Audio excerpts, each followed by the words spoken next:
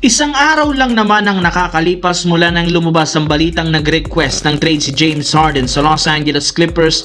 Agad na nga itong isinakatuparan ng kanilang team matapos nila itong official na ibigay sa Cleveland Cavaliers kapalit ni na Darius Garland at isang future second round pick. Pero hindi rin naman ito nakakagulat dahil kahapon pa lang seryoso talaga ang Clippers at Cavaliers na i-pull off ang ganitong trade.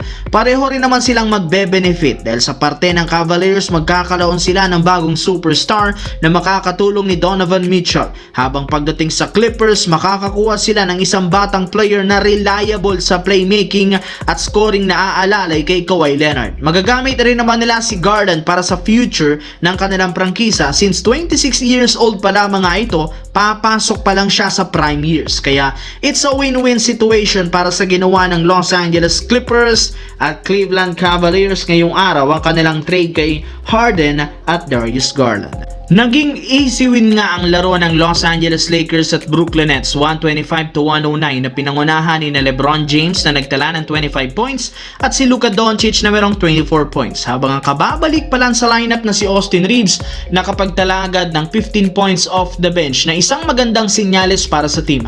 Natapos na rin naman ang team ang kanilang napakahabang 8-game road trip kung saan nagkaroon sila dito ng record na 5 wins, 3 losses bago sila bumalik sa kanilang home court para sa gaganaping 8-game homestand. Pagkatapos ng impressive win ng Lakers, may ilang bagay ang nilinaw ng team, especially kay LeBron.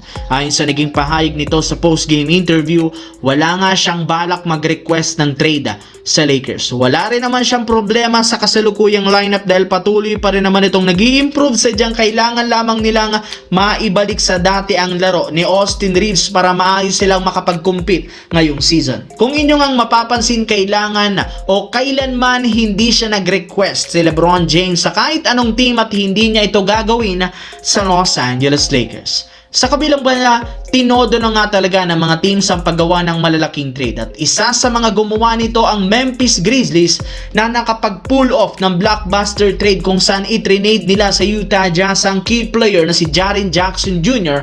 at ang kanilang mga player na si John Conker, Jack Landale, Vince Williams Jr. kapalit nina Walter Clayton Jr., Kyle Anderson, Taylor Hendricks, George Niang at 3 first round pick. Sa parte ng Memphis, balak ng kanilang team umpisahan na ang full rebuild ng lineup kung saan isusunod na nga nilang itatanggalin si Ja Morant. Samantala sa Utah Jazz, uumpisahan na ng team ang pagiging competitive sa Western Conference, gayong nakabuo sila ngayon ng mas malakas na lineup nina Keyonte George, Lauri Markkanen at Jaren Jackson Jr. Kaya magiging exciting para sa Utah Jazz ang kanilang magiging kampanya sa mga susunod na taon.